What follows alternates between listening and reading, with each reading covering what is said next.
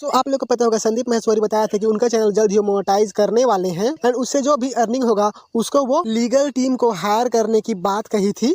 उसी पर अभी लक्ष्य चौधरी का न्यू वीडियो आ चुका है एंड उस पर वो कैसा रोस्ट किया अपने वीडियो में आप लोग देखिए। दिलवा तो दूंगा बट उसके लिए मुझे अपने चैनल की मोनेटाइजेशन ऑन करनी पड़ेगी, ट्रस्ट करो। अच्छा सर, आप एड से कमा के मेरे 50,000 रुपए वापस करोगे? नहीं बेटे, पहले मैं एड्स ऑन करके करोड़ों का केस ठोकूंगा उनके ऊपर, उनको सबक सिखाऊंगा, उसके बाद अगले साल तक। अच्छा, तो अगले साल तक मेरे पैसे वापस? नहीं, अगले साल तक कोर्ट हियरिंग स्टार्ट, फिर कंट्रोवर्सी। हाँ, 2042 तक तुम्हारे पैसे वापस आ जाएंगे।